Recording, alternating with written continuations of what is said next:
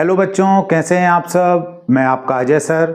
बच्चों, हमने पिछले वीडियो में कक्षा 10 की विज्ञान विषय के अध्याय 1 और 2 के बारे में जाना। उन अध्यायों में कौन कौन से कॉन्सेप्ट थे उनके बारे में जाना और उनमें से कौन कौन से प्रश्न तैयार होंगे, स्पेशली जो 1 लाइनर क्वेश्चन है वो तैयार होंगे। ये हमने उन 2 अध्याय के बारे में जान चुके हैं। आज हम इस वीडियो में पुनः उपस्थित हैं आपके साथ शेयर करने के लिए अध्याय 3 और 4 के जो प्रश्नोत्तर हैं, जो उनका कॉन्सेप्ट है उनको। तो बच्चों, आज हम अध्याय 3 धातु और अधातु एवं अध्याय 4 के बारे में जानेंगे। तो चलिए हम वीडियो को शुरू करते हैं। सबसे पहले हम अध्याय 3 के बारे में देखते हैं कि अध्याय 3 में जो टॉपिक है वो क्या है और उससे रिलेटेड कौन कौन से प्रश्न बन सकते हैं। तो चलिए देखते हैं हम अध्याय 3। तो बच्चों, हमारे इस पाठ में जो पहला टॉपिक है वो है धातु। तो सबसे पहले हम धातुओं के बारे में जानते हैं कि धातुएं क्या होती हैं।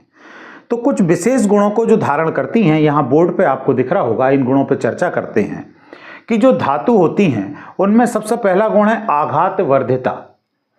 आघात वर्धिता से तात्पर्य है कि धातु को यदि पीटा जाएगा, उसको यदि ठोका जाए, तो धातु जो होगी वो टूटती नहीं है बल्कि एक चादर की तरह फैलती जाती है। जैसे आपने देखा होगा कि यदि आप लोहे का टुकड़ा लेते हैं और उसको हथौड़ी से पीटते हैं तो वो टूटेगा नहीं बल्कि पतला होता जाएगा और फैलता जाएगा। तो धातुओं के इस गुण को कहते हैं हम आघात वर्धिता। दूसरा जो विशेष गुण है धातुओं के अंदर वो है तन्यता। तन्यता से तात्पर्य है कि तार बनाने की प्रवृत्ति। तो जो धातुएं होती हैं उनको खींचकर तार बनाया जा सकता है। और कई धातुएं तो इतनी तन्य हैं बच्चों, जैसे आपने गोल्ड या सोने का नाम सुना होगा। 1 ग्राम सोने से 2 किलोमीटर लंबा तार बनाया जा सकता है। 1 ग्राम सोने से 2 किलोमीटर लंबा। तो सोचिए आप, धातुएं कैसी होती हैं, तन्य होती हैं। फिर अगला जो गुण है ध्वनिक, या इसे सोनोरस भी कहते हैं। तो ये अक्सर शायद पिछले कुछ वर्षों में प्रश्न आपसे पूछा गया है कि ध्वनिक या सोनोरस क्या है। तो धातुएं जो होती हैं वो किसी कठोर सतह से जब टकराएंगी तो टकराने पर एक आवाज उत्पन्न करती हैं, एक नाद उत्पन्न करती हैं। तो ये जो ध्वनि है ये चूंकि धातुओं के द्वारा उत्पन्न हो रही है, इसलिए धातुएं ध्वनिक या सोनोरस भी कहलाती हैं। अगला जो गुण है धात्विक चमक। बच्चों, जितनी भी धातुएं आप देखेंगे उन सब में एक विशेष चमक होती है और वही चमक, जैसे आप सोने की बात करें, चांदी की बात करें, कॉपर की बात करें, जिंक की बात करें, सभी धातुओं में एक प्राकृतिक रूप से एक चमक पाई जाती है। इस चमक को धात्विक चमक कहते हैं। अगला जो महत्वपूर्ण बिंदु है वो धातुओं के संदर्भ में है कि जो धातुएं होंगी वो विद्युत एवं ऊष्मा की सुचालक होती हैं। मतलब यदि आप इनमें विद्युत धारा एक सिरे पर प्रवाहित करते हैं तो विद्युत धारा आपको उस धातु के अगले सिरे पर या अंतिम सिरे पर भी प्राप्त होगी। इसलिए धातुएं कैसी हैं, विद्युत की सुचालक। यही कंडीशन ताप के मामले में होती है, ऊष्मा के मामले में होती है कि यदि आप धातु के एक सिरे को गर्म करते हैं तो आप पाएंगे कि कुछ समय बाद उसका जो शेष भाग है वो भी गर्म हो जाता है। इसका उदाहरण आपने अपने किचन में देखा होगा कि जब आप कढ़ाई या किसी बर्तन को रखते हैं तो आप देखते हैं कि जो आग है वो हमने नीचे तले के ऊपर दी हुई है, लेकिन आप पाएंगे कि बर्तन हमारा पूरा ऊपर तक गर्म हो जाता है। इसका तात्पर्य क्या है कि जो ताप आ रहा था, जो ऊष्मा आ रही थी, वो धातु ने उसको ट्रांसफर किया है ऊपर तक, इसलिए पूरा बर्तन गर्म हो गया है। तो ये जो स्वभाव है धातुओं का वो कहलाता है ऊष्मा का सुचालक। यहां पर बच्चों आपको याद रखना है कि 2 धातुओं के नाम मैंने यहां अलग से लिखे हुए हैं। एक है आपकी लेड, दूसरी है मरकरी। लेड और मरकरी जो होते हैं ये सबसे पहले तो द्रव अवस्था में मिलती है मरकरी, और ये विद्युत के कुचालक होते हैं दोनों ही। सभी धातुएं सामान्यतः कैसी होंगी, सुचालक होंगी, ऊष्मा की और विद्युत की, लेकिन मरकरी और लेड ये कैसे होंगे, कुचालक। तो आपको विशेष याद रखना है कि आपसे पूछा जा सकता है कि ऐसी धातु बताइए जो कुचालक है, तो आपको यहां पर लेड और मरकरी का नाम याद रखना है। अगला गुण है गलनांक अधिक। जो भी धातुएं हैं इनका जो गलनांक मतलब होता है मेल्टिंग पॉइंट जिसे कहते हैं, मतलब बहताप जिस पर कोई पदार्थ पिघल जाए वो उसका गलनांक कहलाता है। तो जो धातुएं होंगी उनके गलनांक का मान कैसा होता है, बहुत ज़्यादा होता है। इनको यदि आपको पिघलाना हो तो बहुत ज़्यादा टेम्परेचर आपको इनको देना पड़ेगा। अब हम बात करते हैं धातुओं के कुछ रासायनिक गुणों की। तो जो धातुएं होती हैं, जो क्षार धातुएं हैं, जैसे लिथियम, सोडियम, पोटेशियम, ये हैं तो धातु, और धातुओं का एक गुण होता है, स्वभाव होता है कि ये कठोर होती हैं। लेकिन लिथियम, सोडियम, पोटेशियम, ये जो धातुएं हैं, ये अत्यधिक मुलायम धातुएं हैं। ये कैसी होती हैं? बहुत ज़्यादा मुलायम होती हैं। तो इन बातों को आपको विशेष याद रखना है, क्योंकि धातु वाली कैटेगरी से जो प्रश्न बनेंगे, छोटे प्रश्न आएंगे, 1 नंबर के प्रश्न आएंगे ऑब्जेक्टिव, या 2 नंबर के क्वेश्चन आएंगे, वो इसी प्रकार से आएंगे। सामान्य बातों को ना पूछकर उनकी कैटेगरी जो है, जो धातुएं हैं या अन्य कोई जो भी चीजें हैं, उनके अंदर कुछ यदि विशेष हो रहा होता है तो उसके बारे में अक्सर पूछा जाता है कि सामान्यतः तो सभी धातुएं कैसी हैं? कठोर हैं, और कठोर होती हैं, कठोर होने के साथ दृढ़ होती हैं। लेकिन लिथियम, सोडियम, पोटेशियम, ये तीनों, इनको क्षार धातुएं भी कहते हैं। आवर्त सारणी के पहले ग्रुप में आपको ये मिल जाएंगी। तो ये कैसी होती हैं? अत्यंत मुलायम होती हैं। तो ये बात आपको याद रखना है। सोडियम, पोटेशियम जो है, सोडियम मतलब Na और पोटेशियम मतलब K, ये अत्यंत मुलायम होने के साथ साथ अत्यधिक क्रियाशील भी हैं।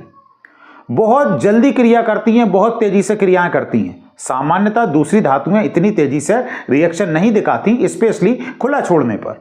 लेकिन यदि इनको आप खुला छोड़ते हैं, खुला छोड़ना मतलब हवा के संपर्क में रखना, तो ये बहुत तेजी के साथ क्रिया करेंगी। वो क्रिया करके क्या बनाती हैं? ऑक्साइड बना लेती हैं। और वो जो ऑक्साइड बनाया है, तो वो वहां पर इस धातु को जला देता है, जिसे हम दहन कहते हैं। दहन से तात्पर्य है, आपको पता है, ऑक्सीजन के साथ क्रिया। और कुछ धातुएं जो दहन होगा तो दहन पे क्या बनाएंगी? धातु का ऑक्साइड। जैसे अभी हम सोडियम की बात कर रहे थे, तो ये समीकरण आप देखें, यहां पर कॉपर की क्रिया ऑक्सीजन से हो रही, तो इस घटना को कहेंगे कॉपर का दहन या ऑक्सीकरण। तो यहां पर कॉपर का ऑक्साइड बन जाएगा। एल्यूमिनियम की अभिक्रिया ऑक्सीजन के साथ हो रही है, तो एल्यूमिनियम का ऑक्साइड बन जाएगा। यहां पर बच्चों अब आप देखें, ये मैंने 2 क्यों लिखा है, 4 क्यों लिखा है, 3 क्यों लिखा है, ये जो बात है ये आपको समझ में कहाँ आएगी? अध्याय 1 में, जहां हमने रासायनिक समीकरण को संतुलित करना सीखा है। फिर जो अधिकांश ऑक्साइड होते हैं, ये जो ऑक्साइड बने हैं धातुओं के, इनका जो स्वभाव होता है वो क्षारीय होता है। और आप किसी भी धातु के ऑक्साइड को यदि जल में घोल देंगे, जल से क्रिया करा देंगे, तो वो बना देता है क्षार। अब क्षार क्या होते हैं, अम्ल क्या होते हैं? अध्याय 2 हमारा पिछले वीडियो में आपको मिल जाएगा। अम्ल क्षार के बारे में हमने वहां विस्तार से चर्चा की है। तो धातु का ऑक्साइड, जैसे ये सोडियम का ऑक्साइड है, इसको हमने जल में घोला तो ये बना देगा सोडियम हाइड्रॉक्साइड, जो कि होता है क्षार। तो बच्चों, उम्मीद करते हैं धातु के बारे में बातें आपको समझ में आ गई होंगी, गुणों को आप जान गए होंगे। अब हम अगले हिस्से में चलते हैं। अब देखते हैं हम अधातु क्या होती हैं। बच्चों, हम अब बात करते हैं अधातुओं के बारे में। अभी जो गुण हम पढ़ के आए हैं धातु के संदर्भ में, धातुओं के बारे में जो गुण पढ़े हमने, उन गुणों का पालन जो तत्व ना करें, जो आघातवर्ध ना हो, जो तन्य ना हो, जिनमें चमक ना हो, जिनके गलनांक अधिक ना हो, जो ऊष्मा विद्युत की सुचालक ना हो, ऐसे पदार्थ कहलाएंगे अधातु। अब अधातु कौन कौन सी होती हैं? कुछ उदाहरण की बात करें, जैसे carbon, sulphur, iodine, hydrogen, bromine, ये सब क्या हैं? ये अधातु हैं। अब अधातुओं के सामान्य गुण तो अभी हमने चर्चा कर लिए कि जो धातु के गुण हैं उनके अपोजिट जो गुण होंगे वो अधातु के होंगे। लेकिन कुछ अधातुएं यहां गुणों में ठीक उसी प्रकार व्यवहार करती हैं जैसे धातु धातु होते हुए व्यवहार करती थी। जैसे हमने देखा था कि सभी धातुएं कैसी थी? ठोस थी, लेकिन जो मरकरी था, जो पारा था, वो द्रव था। तो वैसे ही यहां पर जो ब्रोमीन है, सभी अधातुएं तो ठोस होंगी, लेकिन जो ब्रोमीन है वो एकमात्र द्रव अधातु है। यानी अधातु ठोस, द्रव, गैस हो सकती हैं, लेकिन द्रव में जब आप जाएंगे, ज्यादातर जैसे कार्बन आपको ठोस मिलेगा, सल्फर ठोस मिलेगा, हाइड्रोजन गैस मिलेगी, यानी अधातुएं ठोस और गैस के रूप में पाई जा रही हैं। ज्यादातर द्रव अवस्था में नहीं होती। द्रव अवस्था में एकमात्र अधातु जो मिलती है वो होती है ब्रोमीन। अभी हमने कहा कि अधातुओं में चमक नहीं होती, प्राकृतिक रूप से उनमें चमक नहीं होती, नहीं होगी, लेकिन एकमात्र जो आयोडीन है ये चमकीली अधातु होती है। ये आपको याद रखना है, ऑप्शन में आ सकता है कि एकमात्र चमकीली अधातु कौन है, क्योंकि एक ही है अधातुओं की जो फैमिली है उसमें चमक केवल आयोडीन के पास है। तो इस प्रकार से क्वेश्चंस आपके बनेंगे, छोटे क्वेश्चन, तो इन पे आप इन चीजों पे विशेष फोकस करते हुए चलें। अब अगली घटना पे चलते हैं। इस पाठ में एक दूसरी घटना है जिसको कहा गया है अपर रूप एवं अपर रूपता। इस बात को थोड़ा सा समझिए। जब कोई तत्व दो या दो से अधिक ऐसे रूपों में पाया जाए जिनके भौतिक गुण भिन्न भिन्न हों और रासायनिक गुण समान हो, तो ऐसे रूपों को, वो जो रूप मिल रहे हैं उन रूपों को कहेंगे अपर रूप, और ये जो प्रोसेस पूरी हुई, ये जो घटना हुई, इस घटना को कहते हैं अपर रूपता। जैसे अब मैं आपको उदाहरण से समझाता हूं। जैसे आपने देखा कार्बन एक अधातु है। कार्बन जो अधातु है उसके दो अपर रूप होते हैं, एक को हीरा कहते हैं और एक को ग्रेफाइट कहते हैं, आपने सुने होंगे। तो अब इनमें होता क्या है, जब आप हीरे और ग्रेफाइट को देखेंगे तो रासायनिक रूप से दोनों कार्बन है, मतलब उनका केमिकल कंपोजिशन क्या है, कार्बन सी। जो कार्बन के गुण होंगे उनको धारण करेंगे, लेकिन भौतिक गुण दोनों के अलग हैं। जैसे हीरा चमकदार होता है, ग्रेफाइट नहीं होता, और हीरे को आप देखेंगे तो उसका रंग अलग होगा, ग्रेफाइट का रंग अलग होगा, भौतिक रूप से दोनों बिल्कुल अलग होते हैं। तो यदि कोई तत्व ऐसा कर रहा है कि उसके दो अलग अलग रूप मिल रहे हैं जिनके भौतिक गुण अलग हैं लेकिन रासायनिक गुण समान है, तो वो जो रूप हैं जैसे हीरा और ग्रेफाइट, ये दोनों क्या हैं, ये अपर रूप कहलाएंगे। किसके कहलाएंगे, कार्बन के कहलाएंगे। और ये जो घटना, जो प्रोसेस हुई पूरी, उस प्रोसेस को कह देते हैं हम अपर रूपता। तो आप समझ गए होंगे, कार्बन के दो अपर रूप हैं, हीरा और ग्रेफाइट। अब इनको भी थोड़ा सा जानिए, हीरे के विषय में जानिए। हीरा जो होता है वो प्राकृतिक रूप से प्राप्त होने वाला सबसे कठोर पदार्थ है। प्रकृति में जितने भी पदार्थ मिलते हैं उनमें सबसे कठोर यदि कोई पदार्थ है तो वो है हीरा। आपने सुना भी होगा, कांच को काटने के लिए भी हीरे का प्रयोग किया जाता है। अधातु हैं, कार्बन भी अधातु है, उसके अपर रूप भी अधातु हैं, हीरा भी अधातु है, ग्रेफाइट भी अधातु है। लेकिन यहां पर फिर एक बात याद रखने की है कि ग्रेफाइट जो होता है तो वो अधातु, लेकिन फिर भी अधातु होने के बाद भी वो विद्युत का सुचालक होता है। यदि आप विद्युत धारा ग्रेफाइट के एक सिरे पर प्रवाहित करते हैं तो दूसरे सिरे पर आपको प्राप्त हो जाती है। इसका मतलब वो कैसा हो गया, विद्युत का सुचालक। और ऐसा क्यों होता है, उसका कारण यह है कि ग्रेफाइट की जो संरचना है उसमें मुक्त इलेक्ट्रॉन होते हैं, तो मुक्त इलेक्ट्रॉनों के होने के कारण वो विद्युत का सुचालक हो जाता है। और आगे जब आप कार्बन के बारे में पढ़ेंगे तो विस्तार से वहां इन सब चीजों को जानेंगे। इस पाठ में अगला जो एक टॉपिक है वो है एक्वारेजिया। ये पूछा जाता है, अक्सर आता है कि एक्वारेजिया क्या है। हिंदी में बच्चों इसे अम्लराज कहते हैं, अम्लों का राजा। तो ये बनता कैसे है, जब 3 भाग HCl मतलब हाइड्रोक्लोरिक अम्ल, यदि आप 3 भाग HCl और 1 भाग सांद्र नाइट्रिक अम्ल को मिलाते हैं तो इनके मिलाने पर जो मिश्रण बनेगा वो कहलाएगा एक्वारेजिया या अम्लराज। ये जो अम्लराज होता है अत्यंत संक्षारक होता है और बहुत ही पावरफुल है। सोना और प्लेटिनम जैसी जो अत्यंत कठोर धातु हैं उनको भी घोलने का सामर्थ्य ये रखता है। तो एक्वारेजिया पर भी अक्सर प्रश्न पूछे जाते हैं, तो ये इसकी डेफिनेशन आप जरूर याद रखिएगा कि एक्वारेजिया क्या है। और इस पाठ में जो अगला टॉपिक है वो है सक्रियता श्रेणी। सक्रियता श्रेणी क्या होती है, तो जो धातुएं होती हैं उन धातुओं को उनकी क्रियाशीलता के क्रम में यदि हम अवरोही क्रम में जमा दें, अवरोही मतलब घटते हुए क्रम में यदि हम उन धातुओं को व्यवस्थित कर दें क्रियाशीलता के क्रम में कि सबसे ज्यादा, फिर उससे कम, फिर उससे कम, फिर उससे कम, तो एक जो कैटेगरी बनेगी पूरी, जो एक सीरीज आपको मिलेगी, वो सीरीज कहलाती है सक्रियता श्रेणी। ठीक है बच्चों, तो यहां तक बात समझ गए होंगे। पाठ के अगले हिस्से में आते हैं जो है खनिज। तो खनिज के बारे में आपने सुना होगा कि हमारी पृथ्वी की भूपरपटी, भूपरपटी मतलब ऊपरी सतह और जो प्रवार है उसके बीच का हिस्सा, उस भूपरपटी में जो भी धातुएं पाई जाती हैं, जो पदार्थ पाए जाते हैं वो खनिज कहलाते हैं।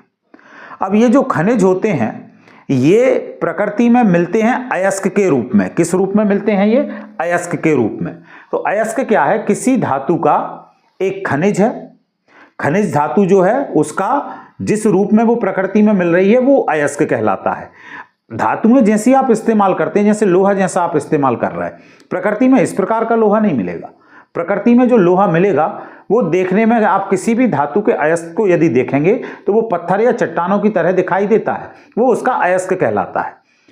लोहे के जो अयस्क हैं जैसे हेमेटाइट अयस्क, मैग्नेटाइट अयस्क, जैसे एल्यूमिनियम के बॉक्साइट होता है, तो ये क्या है, धातुओं के अयस्क हैं। तो हमें जब ये धातुएं चाहिए तो हमें प्रकृति से मिलता है अयस्क। उस अयस्क को हमें प्रोसेस करना पड़ता है, जो कि हम फैक्ट्रियों में ले जाकर करते हैं, और कुछ विशेष क्रियाएं करानी होती हैं। तो उन क्रियाओं को कराने के बाद हमें उस अयस्क से जो धातु हम चाहते हैं वो धातु प्राप्त होती है। अब वो क्रियाएं कौन कौन सी होती हैं तो बहुत सारी, और आप अगली जब बड़ी कक्षाओं में जाएंगे तो समस्त क्रियाओं को पढ़ेंगे। जैसे पिछले सिलेबस में हुआ करता था, आपके 10th में भी था कि धातुओं में जो लोहा है उसका निष्कर्षण कैसे करते हैं, तो पूरी डिटेल प्रोसेस थी। 11th 12th में भी हुआ करती थी। अभी कुछ सिलेबस आपका रिड्यूस हुआ है, उसमें काफ़ी चीज़ें कम हो गई। तो जो धातुओं से, जो अयस्क से धातुओं निकालने की जो प्रोसेस है कई स्टेप में होती है। उसमें जैसे एक भर्जन या रोस्टिंग जिसे कहते हैं। रोस्टिंग में क्या किया जाता है, जो सल्फाइड अयस्क है, ये रोस्टिंग कब होगी, ये प्रोसेस कब लागू होगी, जब कोई सल्फाइड वाला अयस्क होगा या जो अयस्क हमने निकाला उसमें सल्फाइड के यौगिक होंगे। तो ऐसी स्थिति में सल्फाइड अयस्क की उपस्थिति में गर्म करते हैं। गर्म करने से वो अयस्क काय में बदल जाता है, ऑक्साइड में। तो सल्फाइड अयस्क की उपस्थिति में गर्म करने पर ऑक्साइड में बदलने की जो प्रोसेस है वो कहलाती है भर्जन या रोस्टिंग। अगली है निस्तापन। निस्तापन का मतलब होता है कार्बोनेट अयस्क। अब जो अयस्क आपको मिले उसमें से जो कार्बोनेट वाला अयस्क है, तो उस कार्बोनेट अयस्क को क्या करेंगे आप, सीमित वायु में, मतलब हवा का प्रवाह कंट्रोल करके रखना है और उसको गर्म करना है, और वो अयस्क कन्वर्ट हो जाएगा ऑक्साइड में। ये जो प्रोसेस है वो कहलाएगी निस्तापन। तो भर्जन निस्तापन से संबंधित प्रश्न बनते हैं, इसलिए इन दोनों पे चर्चा हमने यहां पर की।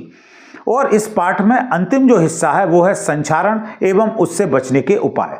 तो संक्षारण के बारे में हमने पिछले अध्यायों में भी पढ़ा, तो यहां पुनः एक बार हम देख लेते हैं कि संक्षारण का मतलब होता है कि जो धातुएं हैं वो वातावरण के प्रभाव में, हवा के प्रभाव में, जल के प्रभाव में, किसी रासायनिक पदार्थ के प्रभाव में जब आती हैं, संपर्क में जब आती हैं, तो उनका क्षरण होने लगता है, वो यौगिक बनाने लगती हैं, उस संबंधित पदार्थ से क्रिया करती हैं और कुछ दूसरे पदार्थ बना देती हैं जो उस धातु की सतह के ऊपर स्थापित हो जाते हैं। इससे धातुओं की सतह मलिन भी पड़ जाती है, धातुओं की क्वालिटी भी खराब हो जाती है।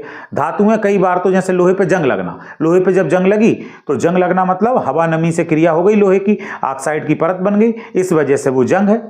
तो जंग से धातु की जो ओरिजिनल चमक है वो चली जाएगी। धीरे धीरे यदि ये ज़्यादा लंबे समय तक लगी रहेगी तो क्या होगा, वो धातु को पूरी तरह से नष्ट कर देगा और आपका जो लोहा है उतनी जगह का खराब हो जाएगा। तो इस प्रकार से धातुओं की जो मलिन होने की प्रक्रिया है, वातावरणीय कारकों से क्रिया करने की जो प्रोसेस है वो संक्षारण कहलाती है, और ये नुकसानदायक होता है धातु के लिए। तो इससे बचने के कुछ उपाय होते हैं कि हम संक्षारण से कैसे बचें। तो देखो बच्चों, संक्षारण जो हो रहा है वो इसलिए होता है क्योंकि धातु उस कारक के संपर्क में आ रही। मान लीजिए ये धातु है, ये हवा है, ये हवा से जब क्रिया करेगी तब ये इसके संपर्क में आएगी हवा, तब ये संक्षारित होगी। अब यदि हम इन दोनों के बीच में कोई ऐसी सतह बना दें कि इस हवा का संपर्क इससे ना हो पाए या पानी का संपर्क इस धातु से ना हो पाए, तो हम संक्षारण को रोक सकते हैं। तो इस कार्य के लिए हम क्या करते हैं, आपने देखा होगा जैसे लोहे की सतह है तो उसके ऊपर पेंट कर देते हैं, वार्निश वगैरह आपने दिवाली पे देखा होगा, वार्निश लगा देते हैं। तो अब देखिए लोहा नीचे हो गया और हवा ऊपर है, पानी नमी ऊपर है, तो अब इन दोनों के बीच में वार्निश की एक सतह बन गई है, तो इनका प्रभाव सीधा उस लोहे के साथ नहीं हो रहा। तो वार्निश यदि आपने लगा दिया है, पेंट यदि आपने कर दिया तो आपकी धातु संक्षारित नहीं होगी। और भी कई उपाय हैं, जैसे हम सतह पर ग्रीस लगाकर या तेल लगाकर या किसी दूसरी धातु की परत चढ़ाकर इस प्रकार से भी धातुओं को संक्षारित होने से बचाते हैं। तो बच्चों इतनी चीजें इस पाठ में हैं और इसमें से अधिकतर आपके जो छोटे क्वेश्चंस हैं वो तैयार हो जाएंगे।